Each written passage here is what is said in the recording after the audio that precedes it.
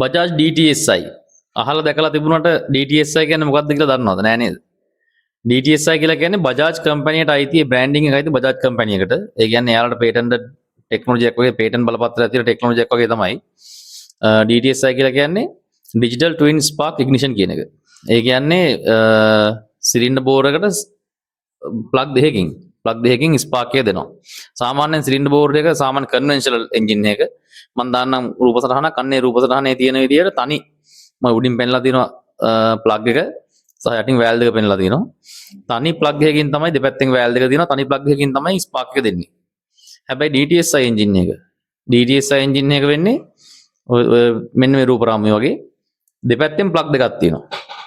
සාමාන්‍යයෙන් බලන්න තනි එන්ජින් එකක් තියෙන තනි ප්ලග් එකක් තියෙන එන්ජින් එක ඕනෑම කල්පනා කරලා බලන්න මේ ස්පාර්ක් එක එන විදිය. ස්පාර්ක් එක සාමාන්‍යයෙන් තනි ප්ලග් එක තියෙන එන්ජින් එක පිස්ටන් එක ලම්බකව තමයි ස්පාර්ක් ප්ලග් එක තියෙන්නේ. එතකොට ස්පාර්ක් එක දුන්නාම අපි හිතන්න බැලුමක් පිම්බෙනවා කියලා. බැලුමක් පිම්බෙන විදිහට තමයි ගිනි අරගෙන පහළට යන්නේ. බැලුමක් පිම්බෙන විදිහට තනිකර පහළට මේ පිස්ටන් එකට ලම්බකව යන්නේ. හැබැයි ට්වින් ස්පාර්ක් ඒ කියන්නේ DTSI එන්ජින් එක දෙපැත්තෙන් තියෙන ආනතව තියෙන්නේ. ඒකත් පිස්ටන් හෙඩ් එකට ફોකස් වෙලා තමයි තියෙන්නේ. නමුත් ආනතව තියෙන්නේ. එතකොට දෙපැත්තෙන් ස්පාර්ක් එක ඇවිල්ලා මැදදී ඒක හැප්පෙනවා. මැදදී හැප්පෙලා තමයි පහළට බලය යන්නේ. එතකොට මේකදී DTSI එන්ජින් එක එයාර් ෆූල් මික්ස්චර් එක දෙගුණයක් වේගෙන් දහනය වෙනවා. දෙගුණයක් වේගෙන් දහනය වෙනවා එන්ජින් එක. ඒ වගේම එන්ජින් එකේ කම්බෂන් ස්ට්‍රෝක් එක දෙගුණයක් වේගෙන් පහළට යනවා. එන්ජින් එකේ වේගෙත් වැඩි, RPM එකත් වැඩි, පිකප් එක වැඩි, පවර් එක වැඩි සහ උපරිම ඉන්ධන කාර්යක්ෂමතාවයක් තියෙනවා. මොකද මේ දෙපැත්තෙන් ඉග්නයිට් කරනවා දෙපැත්තෙන්. ඉග්නිෂන් දෙකක් එනවා. මේ ඉග්නිෂන් දෙක වෙන වෙනම නෙමෙයි එන්නේ. එකම මොහොතේ සිද්ධ වෙන්නේ CDI එකෙන්. DTSI එන්ජින් වල එන්නේ ඩිජිටල් CDI එකක්. සාමාන්‍ය CDI එක නෙමෙයි ඩිජිටල් CDI එකක් එන්නේ. මේ දෙකම එකම මොහොතේ ඉග්නයිට් කරන්නේ. එතකොට උපරිම සිලින්ඩර් එක ඇතුලේ තියෙන ඉන්ධන උපරිම වශයෙන් දහනය කරනවා. දෙගුණයක් වේගෙන් දහනය කරනවා. එතකොට අපි ගත්තොත් NS200 එකේ NS200 එකේ ට්‍රිපල් ස්පාර්ක් ප්ලග් තියෙන ස්පාර්ක් ප්ලග් තුනක් තියෙනවා. මෙන්න මේ මම දැන් දාන රූපයක් ඒ රූපේ තියෙන විදිහට මැද්දෙනුත් තියෙනවා ප්ලග් එකක් දෙපැත්තෙනුත් අර වගේ DTSI එන්ජින් එක වගේ දෙපැත්තෙන් ප්ලග් දෙකක් තියෙනවා. මැද්දෙන් තියෙන ප්ලග් එක තමයි මාස්ටර් ප්ලග් එක. දෙපැත්තෙන් තියෙන ස්ලේව් ප්ලග්. මේක එකම මොහොතේ නෙමෙයි ඉග්නයිට් වෙන්නේ. දැන් DTSI එන්ජින් එකේ එකම මොහොතේ ඉග්නයිට් වෙන්නේ. හැබැයි NS200 එකේ එන්ජින් එකේ එකම මොහොතේ නෙමෙයි ඉග්නයිට් වෙන්නේ. ඉස්සෙල්ලාම ඉග්නයිට් වෙන්නේ මාස්ටර් ප්ලග් එක. මාස්ටර් ප්ලග් එක ඉග්නයිට් වෙලා මිලිසෙකන්ඩ්ස් ගාණක්. කියන්නේ මිලිසෙකන්ඩ්ස් කියන්නත් බෑ. මිලිසෙකන්ඩ්ස් වලටත් වඩා අඩු කාලයක ඩිලේ එකක් තියලා තමයි දෙපැත්තේ ප්ලග් දෙක ඉග්නයිට් වෙන්නේ. ඒක නිකන් කල්පනා කරලා බලන්න අර මං කිව්වේ බැලුමක් පිම්බෙන විදිහට ඉග්නිෂන් එක බැලුමක් පිම්බෙන විදිහට නම් එන්නේ. මුලින්ම මාස්ටර් ප්ලග් එකෙන් දෙනවා ඉග්නිෂන් එක. ඒ ඉග්නිෂන් එක බැලුමක් වගේ පිම්පැතිරලා ඒක ඉවලින් පටන් ගත්ත දෙපැත්තම ඉග්නයිට්. මේක එන්ජින් නොක් එක නෙමෙයි. එන්ජින් නොක් වෙන එකක් නෙමෙයි මේක. මේක ඒ විදිහට ඒ වේව්ස් තුන හැප්පෙන්න තමයි එන්ජිනියර් කරලා තියෙන්නේ. එතකොට ලොකු බලයක් තියෙනවා. මොකද ස්පාර්ක් ප්ලග් තුනක් දාන්න හේතුව NS200 එකට NS200 කියන්නේ over square engine. Over square engine එකක් කියන්නේ හරියටම ගත්තොත් එන්ජින් එකේ උසට මේ බෝර් එකේ උසට වඩා පළල වැඩි. ඒ කියන්නේ පිස්ටන් එක ට්‍රැවල් කරන උසට වඩා එන්ජින් එකේ බෝර් එකේ පළල වැඩි, ඩයමීටර් එක වැඩි. ඒ කියන්නේ මොකද අරය? ඔව් අරය නේද? අරය වැඩි. එතකොට ඒකේ තියෙන්නේ එන්ජින් එක ලොකු දුරක් පිස්ටන් එක ට්‍රැවල් කරන්නේ නැහැ. සාමාන්‍යයෙන් උදාහරණයක් විදිහට අපි හිතමු මේ සාමාන්‍ය DTSI එන්ජින් එකක් කියලා කියන්නේ අන්ඩර්ස්කෝර් එන්ජින් එකක්. ඒ කියන්නේ ඒකේ පිස්ටන් එක ට්‍රැවල් කරන දුර උස පිස්ටන් එක ට්‍රැවල් කරන උස බෝර් එකේ ඩයමීටරයට වඩා අඩුයි.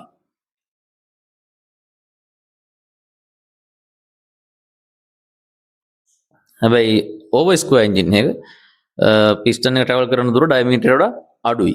එහෙම වුණාම වෙන්නේ අඩු කාලයක් ඇතුළත පිස්ටන් එක යටට ගිහිල්ලා ආපහු උඩ එනවා. ලොකු කාලයක් යන්නේ නැහැ.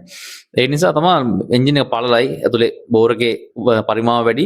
ඒ නිසා තමයි ප්ලග් තුනක් දාලා තින්නේ. මේ ප්ලග් තුනත් එකම විට නෙමේ ඉග්නිෂන් එක දෙන්නේ. මුලින්ම මාස්ටර් ප්ලග් එක ඉග්නයිට් කරනවා. ඊට පස්සේ දෙපැත්ත තියෙන ස්ලේව් ප්ලග්ස් දෙකෙන් ඉග්නයිට් කරනවා. ඉග්නයිට් කරලා අන්තිම තෙල් බිඳුව දක්වාම දහනය කරනවා මේක. මේ ඕවර් ස්ක්වයර් එන්ජින් කියන එන්ජින් වල තියෙන විශේෂත්වය තමයි මේක ඉක්මනට පිස්ටන් ට්‍රැවල් එක ඉක්මනට ඒ කියන්නේ වේගවත් පිස්ටන් මූවමන්ට් එකක් ගන්න පුළුවන්. වේගවත් ස්ට්‍රයික්ස් ගන්න පුළුවන්. මොකද කෙටි දුරක් නේ ධාවනය කරන්න. කෙටි දුරක් නේ මූව් වෙන්න තියෙන්නේ. ලොකු දුරක් මූව් වෙන්න නැහැ. සාමාන්‍ය එන්ජින් එකකගේ භාගයක විතර දුරක් තමයි මූව් වෙන්න දෙන්නේ. ඒක ඉක්මනට ගිහිල්ලා යනවා. එතකොට වේගවත් මූවමන්ට් එකක් ගන්න පුළුවන් එන්ජින් එක රත් වෙන්නේ නැතුව. එන්ජින් එක සීස් වෙන්නේ නැතුව රත් වෙන මේ එන්ජින් එක සාපේක්ෂව එන්ජින් එක රත් වෙන අඩුයි. සහ එන්ජින් එකට හොඳ බ්‍රීත් එකක් ගන්න පුළුවන්. ඒ කියන්නේ ලොකු වෑල් දාන්න පුළුවන්. මොකද එන්ජින් එක පළලයි, හෙඩ් එක ගොඩක් පළලයි. ඇතුළේ ලොකු අපසරියක් තියෙනවා. ලොකු පරිභාවක් තියෙනවා. ඒතකොට හෙඩ් එන්ජින් වෑල් දාන්න පුළුවන්, ලොකු වෑල් දාන්න පුළුවන්. එහෙම නැත්නම් වෑල් දෙක දාන්න පුළුවන්. ඉන්ලට් වෑල් දෙකක් දාන්න පුළුවන්, එක්සෝස් වෑල් දෙකක් දාන්න පුළුවන්. NS200 එකේ වෑල් හතරක් වෙනවා විදියට. ගොඩක් පල්ස බයික් වල ඒ විදිහට තමයි NS200 පල්ස බයික් හැම එකේම තියෙන ඕවර් ස්ක්වයර් එන්ජින් නෙමෙයි. නමුත් NS200 එකේ ඕවර් ස්ක්වයර් එන්ජින් එකක් තියෙන්නේ පරිමාව වැඩි.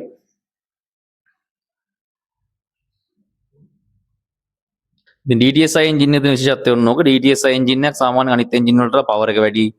ඊට පස්සේ රත් වෙනවා ටිකක් හැබැයි. ඒක රත් වෙනවා. නමුත් මේ DTSI එන්ජින් එකත් එන්ජින් එකට දාන ඔයිල් එකත් ස්පෙෂල් ඔයිල් එකක් මම බජාජ් කම්පැනිෙන් DTSI ඔයිල් කියලා එකක් එනවා. ඒ ඔයිල් එක දාන්න ඕනේ. ඒකේ අනිත් ඉන්ධන කාර්යක්ෂමතාවය උපරිම මට්ටම අන්තිම බිඳුව දක්වාම දහනය කරනවා ස්පාක් 3කින් දහනය කරනවා. DTSI නම් 2යි ට්‍රිපල් ස්පාක් නම් ස්පාක් 3කින් දහනය කරනවා. අනිත් එක දැන් හිතලා බලන්න DTSI එන්ජින් එකේ ඒ වේව්ස් හැප්පෙන විදිය. සාමාන්‍ය කන්වෙන්ෂනල් එන්ජින් එක කෙලින්ම පිස්ටන් එකේ හෙඩ් එක උඩට තමයි වේව් එක වදින්නේ. ඒ කියන්නේ බලය වදින්නේ මේකෙන් ඉග්නිෂන් එකෙන් දෙන බලය කෙලින්ම වදින්නේ පිස්ටන් හෙඩ් එකට. ලම්බක. හැබැයි DTSI එන්ජින් එක දෙපැත්තෙන් වැදිලා ඉස්සෙල්ලාම වේව් ෆ්‍රන්ට්ස් දෙක හැප්පෙනවා. වේව් ෆ්‍රන්ට්ස් දෙක හැප්පිලා එතනිනුත් බලයක් ජෙනරේට් කරලා තමයි පහළට මේ බලය මේවා කරන්නේ. ඊට පස්සේ අපි ගත්තොත් ට්‍රිපල් ස්පාක් කියන එකේ මුලින්ම මාස්ටර් ප්ලග් එක ඉග්නයිට් කරනවා. මාස්ටර් ප්ලග් එක ඉග්නයිට් කරලා ඉතාලම මිලිසෙකන්ඩ්ස් ගානකටත් වඩා අඩු කාලයකට පස්සේ තමයි ස්ලේව් ප්ලග්ස් දෙක ඉග්නයිට් කරන්නේ. එතකොට එතන වේව් ෆ්‍රන්ට්ස් තුනක් හැප්පෙනවා. එතන වේව් ෆ්‍රන්ට්ස් තුනක් හැප්පෙනවා.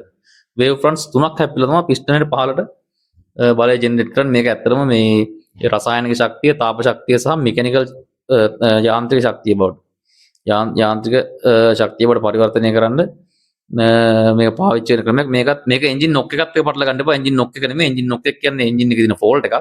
මේක මේ වේව්ස් හැප්පෙන එක, මේක වේව්ස් හප්පන්නම තමයි එන්ජිනියර් කරලා තින්නේ ලොකු බලයක් ගන්න. ඒක තමයි DTSI එන්ජින් එකේ තියෙන විශේෂත්වය.